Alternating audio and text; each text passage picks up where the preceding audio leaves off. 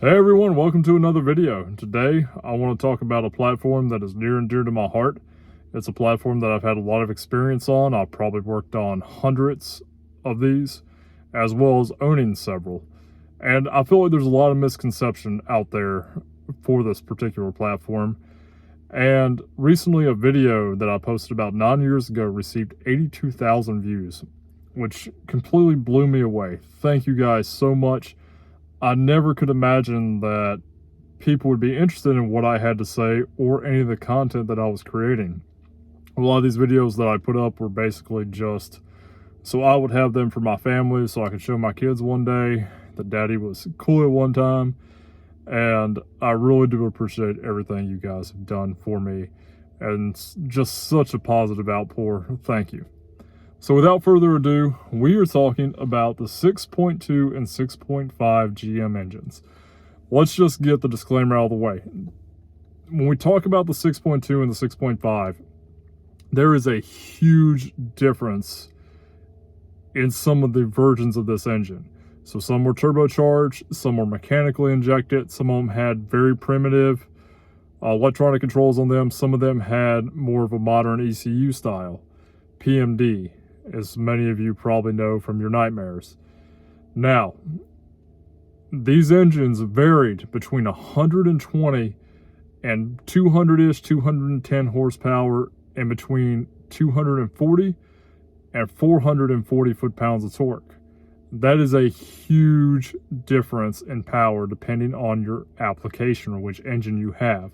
So if you're watching this, you need to do your homework, know what version or variant you have before you comment, or have had before you comment. So in that previous video that had the 82,000 views, we had several people make comments saying surprised the 6.2 could make it up the hill, surprised it didn't blow up. I've had two within a couple hundred miles that blew up. My experience with them has always been very positive. My 6.2 that I owned, the red 1985 Silverado with a 700 R4 transmission, 410 gears, 33 1250s, was a very reliable truck. And when I got it, it had basically a basic Banks turbocharger on it. The factory intake manifold was absolutely terrible. It was very restrictive. It did not provide good performance. We ended up swapping that out with a later 6.5 intake manifold, which really helped out. It really improved the performance dramatically.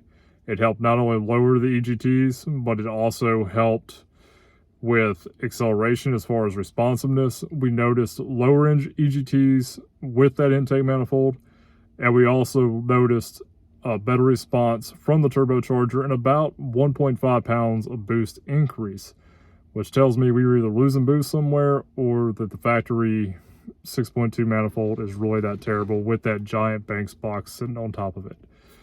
We did have to modify that intake a little bit. We had to cut it down and build our own charge pipe, which wasn't a big deal, but it performed pretty well. We also had a 6.5 later on. It was a 1993. It was a high mileage truck.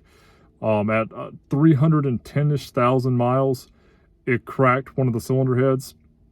It was no big deal. It was a day job. We ended up swapping out both heads because I think I paid like $600 total for coolant, remand heads, head gaskets, and it was seriously day in the garage, take apart, put back together.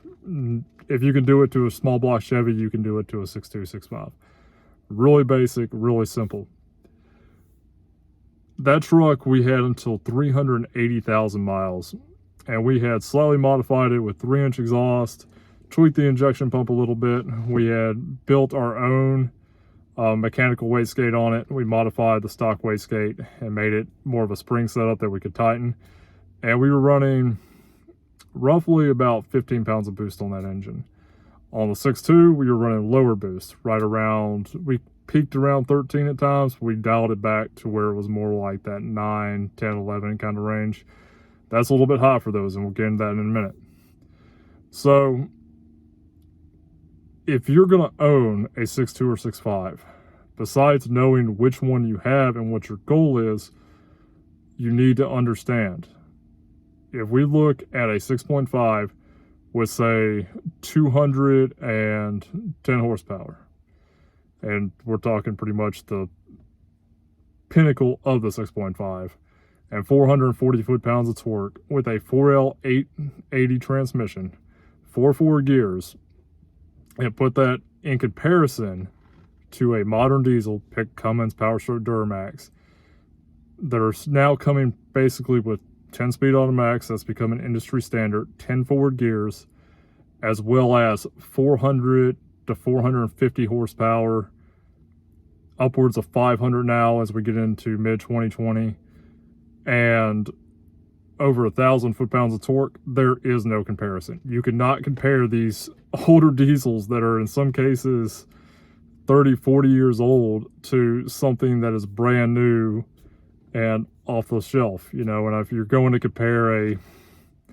1993 3500 Chevrolet with a 6.5 versus a new Duramax, you could probably buy 20 of them for the price of a new Duramax. I mean, you're talking $65,000, $70,000, $80,000. So that's the big advantage to the 6.2 and the 6.5. It is the price point. They are economical.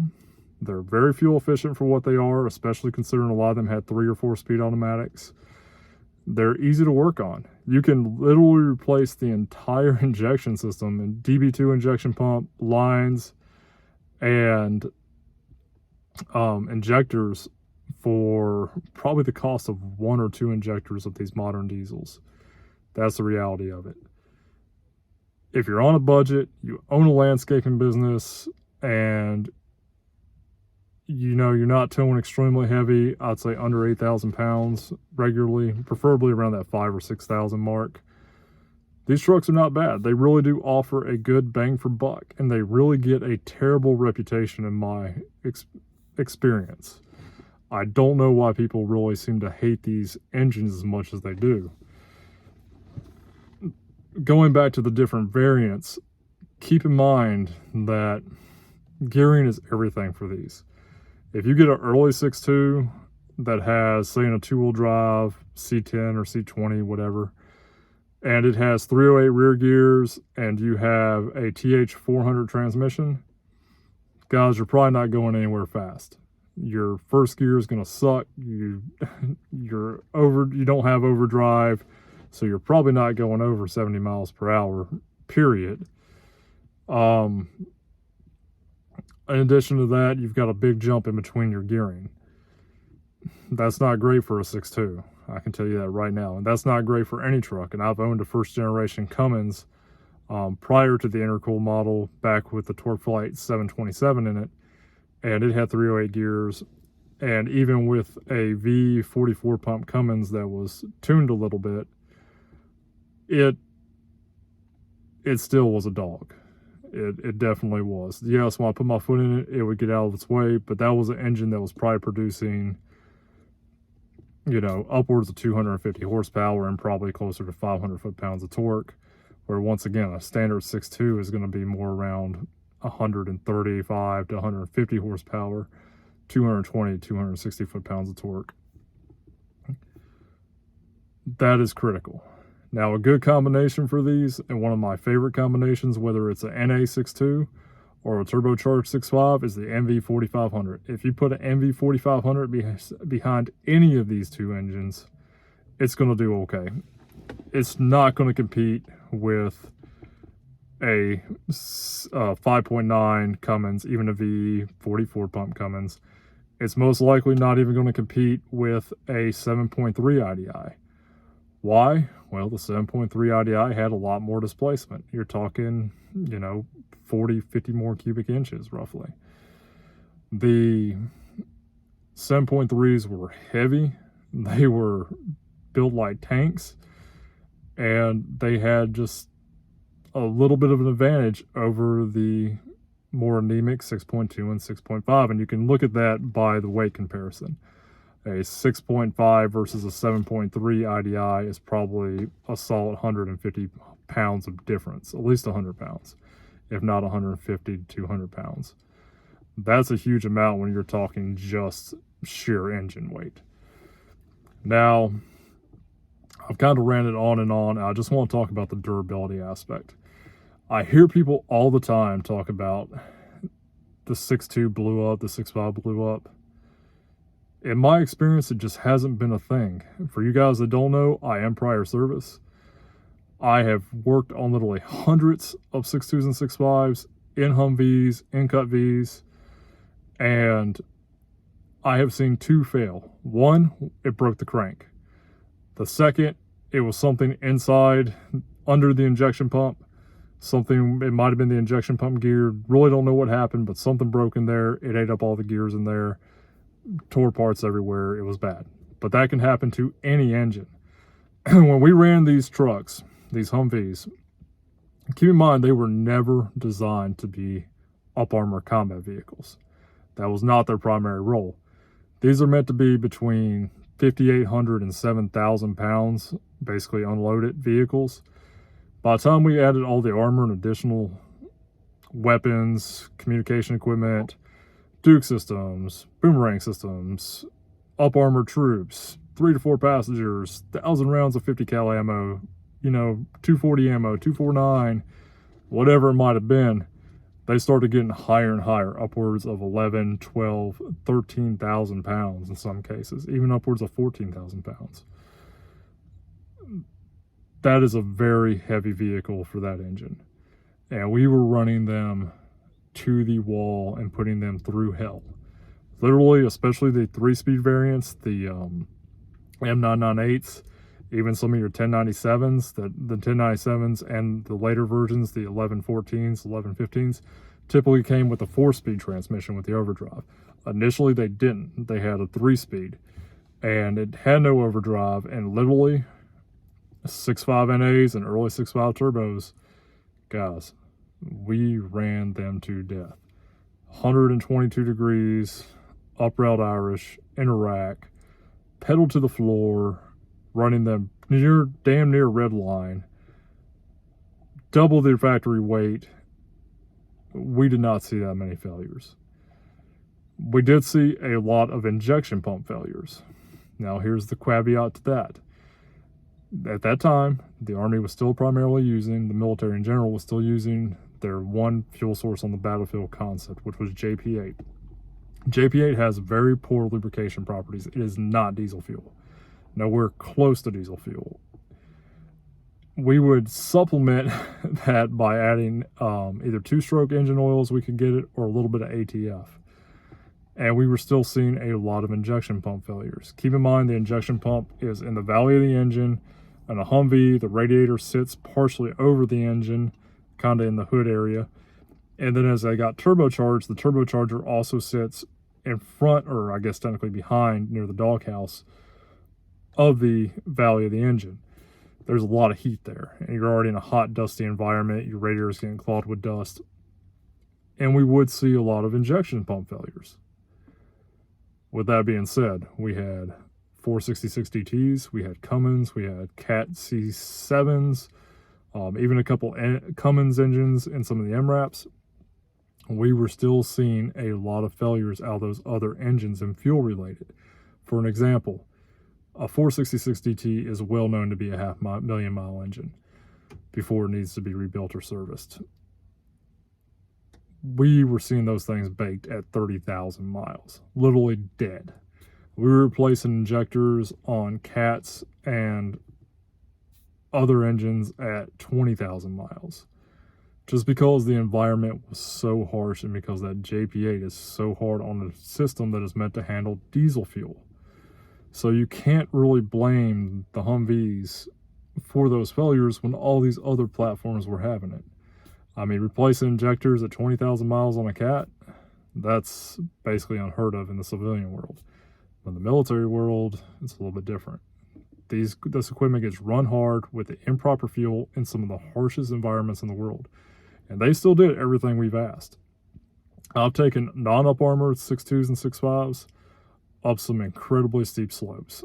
I did driver's training for a while, and one of my things was to build confidence in the Humvees and put the operators through uncomfortable situations. We would go through obstacles and really beat the hell out of them. I'm not going to lie, we did. And it was to make sure that whenever they were in a situation in the field or downrange, that they could handle it and they would have the confidence to know how to get out of those situations. And we never broke an engine on a Humvee in training. We broke drive shafts, axles, everything else. And some of those situations, they were getting beat on hard, but we never lost an engine or a transmission for that matter. That's pretty impressive. We did lose a transmission downrange. It actually broke a transmission line, lost all the fluid, kept driving it. By the time it got back to us, it would barely crawl, and there was metal all in the transmission. So, as far as performance from these engines, this is where it gets really sketchy. If you have a 6.2 and you're trying to do something with it, understand you're going to be very limited. The good thing is you can pick up either a 6.5 factory turbo system or an old bank system, or if you've got fabrication skills, just find a turbocharger and figure out how to put it on it. It will dramatically increase the performance. My 6.2 did very well with a turbo on it. Originally, it was like 3 or 4 pounds of the factory bank system. This was the older non-wastegated version. After the manifold swap and modifying the bank style intake, we were roughly around 7 pounds, which definitely woke it up quite a bit. And then later on, we turned the injection pump another flat. We played around with a couple other things. We got to where it was roughly around 11 pound-ish, give or take. Sometimes we peaked slightly higher. We did dial it back just a little bit because I felt like that was quite a bit on a 6.2. And I believe ARP still makes head studs for the 6.2. So if you are planning to take a 6.2 to that level, I would strongly encourage you to look at that. As far as the 6.5 goes, so if you have a, say, early to mid 90s or even in later 90s 6.5, you have a lot of options. Fortunately, they upgraded the turbo over the years, and you can get a GM8 turbo for fairly cheap. So if you have an earlier truck and you want the better turbo, and I believe they make a bat wheel or a billet wheel for it now as well, you have those options. Turning your injection pump up is very simple. They're not expensive to modify. 3-inch downpipe, a better air filter. You can make the turbos sound a little bit. They're not going to sound like a 6.0 Power Stroke with the silencer ring removed, but you can still get a pretty good amount of performance out of them. Honestly, kind of the peak performance range of a 6.5, we'll start with a 6.2. If you have a 6.2 with a bank setup on it, you can probably get 200 horsepower to the wheels, close to it. And you can probably get upwards of mid 300, maybe higher, closer to 400 foot-pounds of torque if you're really pushing it through the right transmission. Now, if you've got an old 400, that thing's going to suck power. Your dyno results are not going to be as good. If you have a 6.5 and you have a good turbo on it and you're doing some pump tuning, some of these other ins and outs, I mean, you can probably get closer to 250 horsepower out of it reliably. You can probably get 450, wheel foot-pounds of torque out of it. Mildly, with just a little bit of pump tuning and exhaust without going too crazy with it, you're probably going to be more in the low 200s horsepower-wise, probably really close to 400 torque-wise. It's not going to be crazy. But if you are using these to gather wood, if you're pulling a small horse trailer, using them around the farm, even running a little landscaping business or something, guys, these are not bad trucks. They're really not. You can get them for stupid cheap. For just a couple grand, you can probably get a decent one. If it breaks, if you have a pump failure, you can buy the pump for maybe, $600 to $800. Put it in yourself in a weekend. I mean, they're really easy to install. I mean, privates in the Army do this, so they get like 9 weeks of training if they're lucky, and some of them have never touched a wrench before and they can do it. And there's probably a million YouTube videos out there to help you with these engines and platforms. If you're looking to go out and win your local truck pull, to drag race, to compete, these are not the engines for you. They're just going to get outclassed by pretty much everything else. Plain and simple. But they are good, simple, reliable engines. And I really do feel like they have gained a bad reputation that they do not deserve. Once again, I mean, my experiences vary a lot, but I really have not seen the problems that everybody seems to claim from them. I've also seen a lot of 6.2s and 6.5s that have been abused or touched by people that probably should never touch a wrench. And because of that, maybe they don't have any diesel experience, they're just messing around with diesels, and that can cause a lot of issues. That can cause a lot of failures and bad ideas to happen. And I think that has plagued some of the 6.2, 6.5 community, because these are pretty much the cheapest truck diesels you can get.